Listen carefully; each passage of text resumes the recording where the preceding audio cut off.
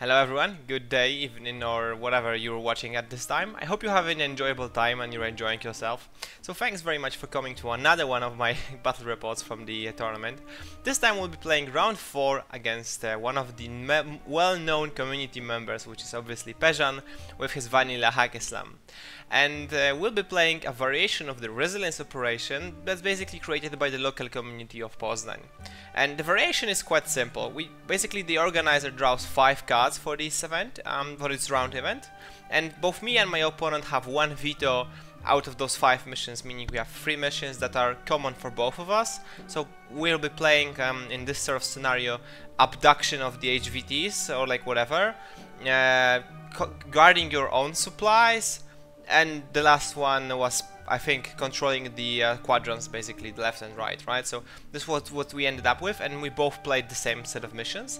And there was also 4 conditions, out of which each of us get to choose one. And Perzan decided to go with the white noise one, because, well, fuck Varuna, that's why. And I decided to go with mines, because fuck few days, that's why, basically.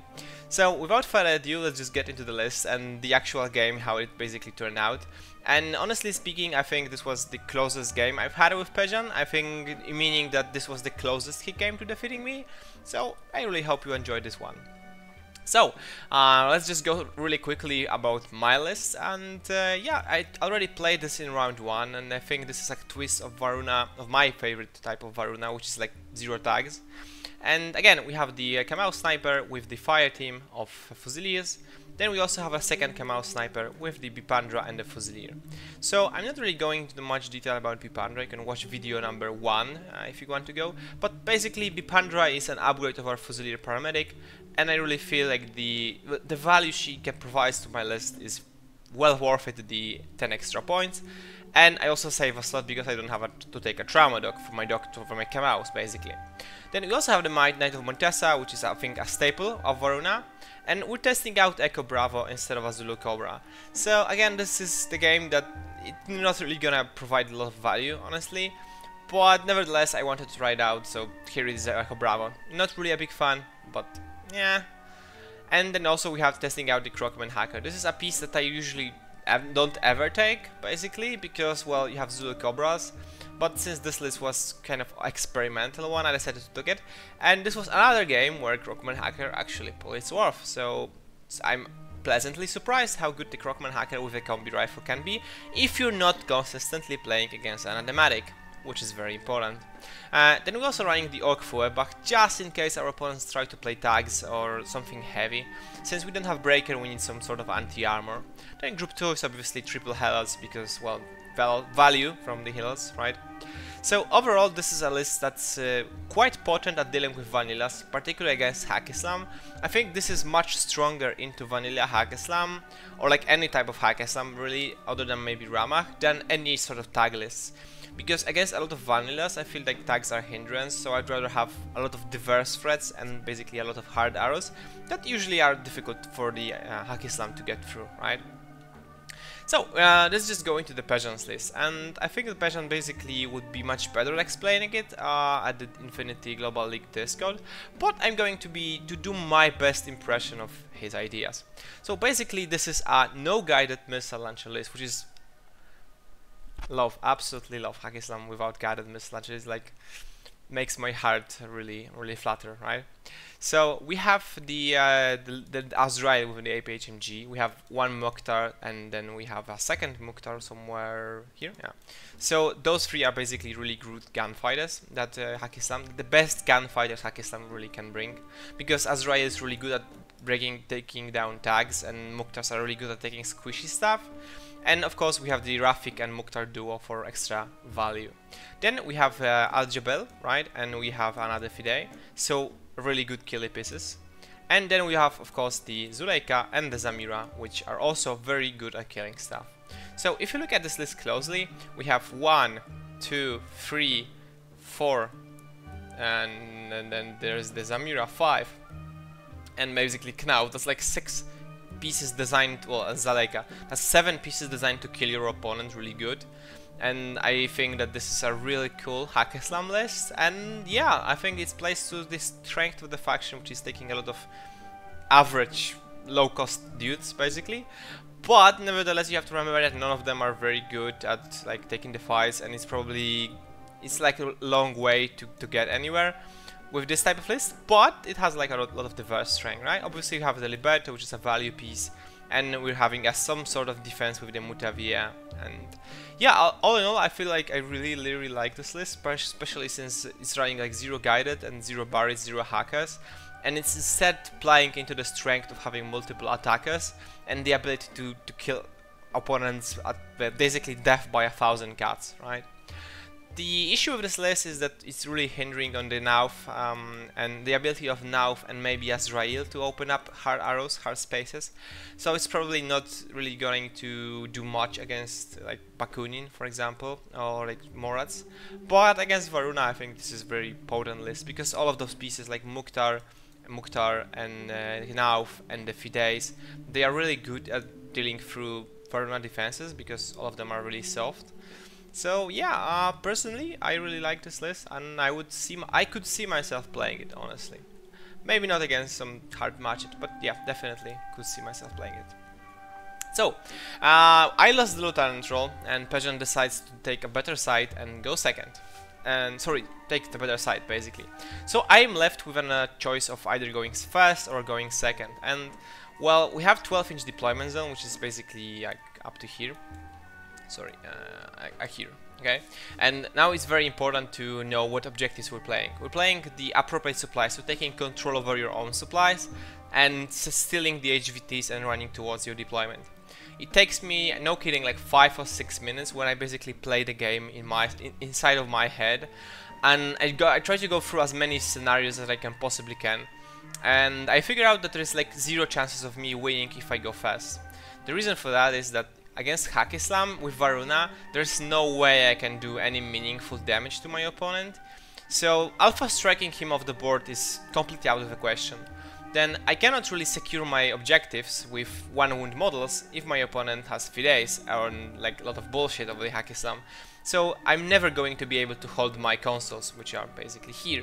And again, the same is true for the HVT. Even if I steal the HVT and hide inside of my deployment, the Fide will always get to me and kill the HVT. So there was no way for me to win with me going first, so I decided to go hard second. So we're playing first and playing second, which is not a good place to be against Hack Islam, but I figured out that this was like 40% chance of me winning versus like 5%, so I decided to take this risk.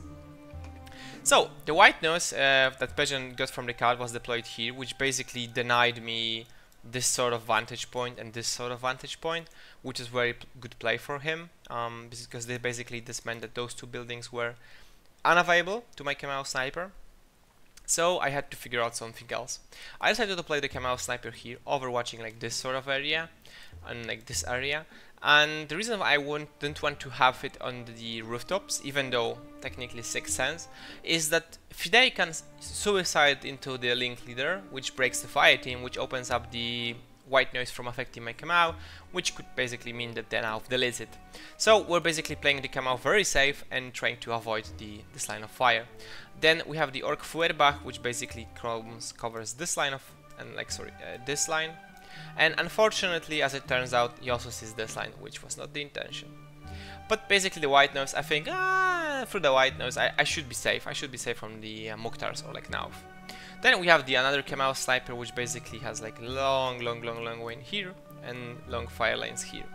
So with those 2 pieces, we basically, and this guy, we only have this approach uncovered. Like this is the only approach that's free for my opponent to take. But the white noise is a difficult terrain which will slow down any approaches, and since we have the mines, I also put a mine here, 2 helots to cover this area of the table, and then finally 1 extra mine here, 1 extra mine here to prevent any Fide shenanigans. So this is basically kind of a foolproof approach. The only vulnerable is, let's say, like those 2 areas, but again I refuse completely. I don't put anything here, so it's not a big deal that this flank is basically open, because my opponent will still have to go a long way around it. And then finally we park the Montesa here, we park the Bipandra here, the Fusilier here. So we're also again trying to hide behind the screen of all hills with the main body of our forces hidden here. And we have like this area, this area, this area, and to some extent like this area covered. And yeah, anyone is welcome to go for mines and free healths, right? So Perzan deploys second and goes first. So this is where he deploys the Azrael in the middle with the Nazma Doctor next to it. And Mukhtar number 1 is deployed here, Mukhtar number 2 is deployed here, with basically the Liberto and the mine located here. We have bike number 1 here, bike number 2 here. And then the impersonations will be on my side of the table, just outside of my deployment zone. And again, this is what I say, like if I put anything on the objectives, right, so if I put anything on this objective or this objectives, this is basically a no-go. Like the Fides will basically delete anything I put on those objectives, so I cannot play first. And yeah, this is the first and like the biggest mistake that Perzan makes of deployment, I think. So here's the Mukhtar and here's the Azrael, and this Mukhtar is deployed on the objectives already, like basically next to them, because forward deployment, which is okay. Like the Mukhtar is, well, 2 wounds. But I think this is like a huge waste of a gunfighter, since the Ghazi is basically right next to it, and with the cost of like 1 irregular order, it could replace the Mukhtar and hold the objectives instead of the Mukhtar, which would allow to have 1 extra gunfighter. But this Mukhtar will basically be non-existent for the entirety of the game. This bike will basically have to go through my points where I'm the strongest. And this bike is free to basically go around this area, but for some odd reason this is the Berserk one and this is the pistol one. So the better bike is on, well, basically worse position. So another small mistake from Perzan, in my opinion. But nevertheless, he still has the first turn and perfect knowledge of the game. So again, back to my side of the table. So again, this impersonation and this impersonation. I don't have no idea which one was the Jabel and which one was the Fide, because they never revealed. And they will never reveal over the course of the entirety of the game, which I think is a good call for the Perzan, because I would be happy to kill them for free. So basically the game starts with some impetuous movements here. This Mukhtar basically goes here, the Azrael goes here, so push forward with like coordinated order. And the Knauf is the reserve piece, and this is like a very cheeky line where it's next to the white noise, and it finds an angle and shoots at the orc. Lands 1 hit, I luckily passed 2 saves and gets to cover. This however means that I no longer protect this area. I mean, I lose some footing, because instead of covering the entirety of the approach, I cover like half of it. Okay, but still I'm happy to be alive. So the Knauf is basically left here. This opens up the way for the Liberto, which sneaks. I try to do discovers from the orc and I think from this hilot. I'm not sure, but basically I fail with both, and the Liberto is free to move around. So the Liberto could go for this area and try to hunt my Fusiliers, but since this Fusilier is on the stairs, the Liberto will at most get 1 kill and get traded very easily. So Perzan very well decides to go the longer way and decides to hunt for my fire team. So we're in this situation because I failed few discover rolls, and Liberto manages to sneak up on my Kamau sniper and my paramedic doctor. I basically dodge with the Kamau, dropping him out of the fire team, and dodge with those two, shoot with the orc, which is basically outside of the fire team, and then shoot with this hilot. Again, drop the Kamau out of the fire team and shoot with everyone else. Or like drop the Kamau, drop the paramedic, and then shoot. Yeah, this was it. So basically burst to combi rifle, burst to Feuerbach, dodge. Perzan is of course free to template this guy. I don't really care that much. He's not a lieutenant. Liberto for a Fusilier is a good trade. But Perzan decides to put 2 shells into Kamau. I roll a dodge, he hits me once, or I fail, go into unconscious. Liberto basically gets evaporated. So this costs a lot of resources from Perzan, putting unconscious the Kamau, and then the rest of the turn is basically spent moving stuff around, putting suppressives, preparing for the next turn. And yeah, this is, well, I would say a very good defense from Varuna, especially since the Kamau is still alive. So I open up, I really quickly noticed that the greatest threat to my list and basically this scenario are the bikes, because the bikes can steal the HVT, run away, and score a lot of points. So I move in the Echo Bravo as the first opportunity from on the table, behind the Zamira. Unfortunately, Zamira passes the dodge, turns around, we trade templates, and we both go unconscious. Then I reveal the Krokman, which basically moves, shoots the flash push drone, puts it out, and then goes back and puts a mine. That's basically all that Krokman can do, since the mine would explode him otherwise.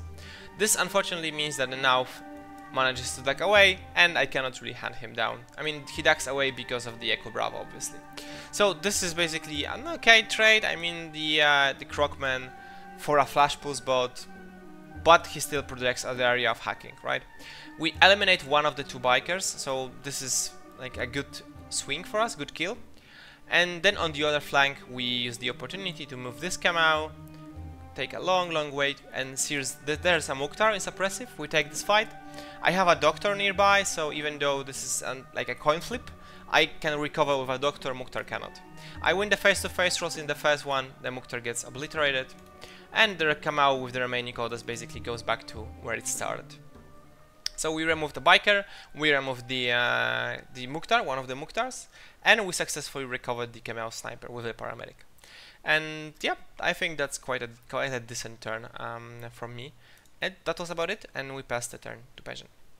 So Perzan decides to start with Nauf, and my Nauf takes a long way, climbs on top of this building, finds an angle at some of the like one of the hillocks, and basically deletes the hillock. It was like somewhere here. So this is a turn later, but stay with me, right? So then the Nauf takes the fight against this Kamau, kills him, and then the Zamira basically moves forward to this position. The doctor tries to make the move with the Nazma to heal the other biker, but gets basically oblivioned by the Krokman hacker. So let's do this, and yeah, that's about it. Then it's over to me, turn 2.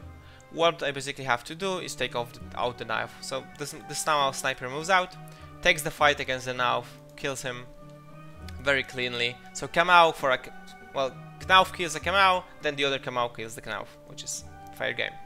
Then all the remaining calls are spent to the Montesa biker, which is basically moving here, gets to the HVT, gets flamed by the process but tanks, and basically returns to the deployment zone. So very clean, very quick turn, which basically means that this HVT is now in my deployment, putting a lot of pressure on Perzan, since these are 2 points, and most likely we'll both end up with full free objectives, since I have the second turn, and he has objectives that are basically, well, undestroyable. There's no way in hell that I'm going to get to there with a Gazin, Wei, and a Mukhtar. So, all of the turn, all up to turn 3 for the Perzan. He at this point lost around half, well, some material, right? So he still has some orders left, but it's basically all about Zamira. So Zamira starts her turn, and she starts moving all the way here, throwing a smoke to protect herself from the hillock, avoids the fire lane from the Kamau, so ends up like here. So basically, yeah, the Montesa went here and went back. So the Zamira moves here, chugs smoke along the way, and then this is my fire team deployed. So the Zamira is here, and basically what the entire game is about is whether the Zamira can get to my HVT, the Montesa with the HVT, kill it, and then hopefully, well, prevent me from getting to the objectives pretty much. Since this Azrael theoretically gets the line to the objectives of my side, I would have to go through the Azrael to get to the objectives. He takes the fight against the Fugazi that's guarding the objectives and gets flash post in the first order, so this stops him. So again, back to Zamira. So this is the final basically rush of the Hack Islam. Zamira moves around, pistols the Fugazi, but luckily Fugazi tanks it because of the BTS free. And then basically she takes a mine, she takes an orc, she takes like a healot, she basically just gets obliterated. And that's it for turn 3 of the Perzan. I'm already at material advantage, I'm already winning, so all I have to do is move this, this fire team forward into the zone to outpoint the Fides. This guy takes this objective, this is already taken, and all I have to do is try to push into the quadrant with all of my models. I find an angle, shoot at the Azrael. If I kill the Azrael, I outpoint my opponent and get a full 10. Unfortunately, the Azrael tanks and goes prone, which means I cannot outpoint my opponent in that quadrant, which leaves the score, if I remember correctly, it was like 6-4, something like that. So Perzan had 2 objectives, one, well, yeah, I think 6-3, something like that. Basically, I didn't get the full swing because I couldn't outpoint the Azrael, but I got all the other objectives. So all in all, rather good. It was somewhat Nile-beating game, especially considering I had to go second while deploying second against vHaqq, which is always a bit stressful. But still, the defense of Aruna, my defense was that good that all Perzan could do was trade the Liberto for unconscious Gamau. I recovered really quickly from this turn and started to roll the snowball in my favor, eliminating his guns one by one until it was all about Zamira, and Zamira could not deliver against the Varuna. So yeah, all in all, I think what really would make the difference if the Perzan would have this Mukhtar on the right side of the table from my perspective, instead of on the objectives, maybe pushing and removing the heals, right? Because I still had 2 healers that Mukhtar could easily kill. But Mukhtar decided to stay at the objectives, which is fine. The Azrael also climbed to the top of the building where he was really not doing much. Like, he had one shot at the game at the Fugazi and he failed that roll. But still, I think Perzan played a bit too passively, honestly. I think he had to go all in and he didn't. So I took the game, and thanks very much for watching, and I hope you enjoyed this battle report, and see you in the one and the final game of this tournament. Bye!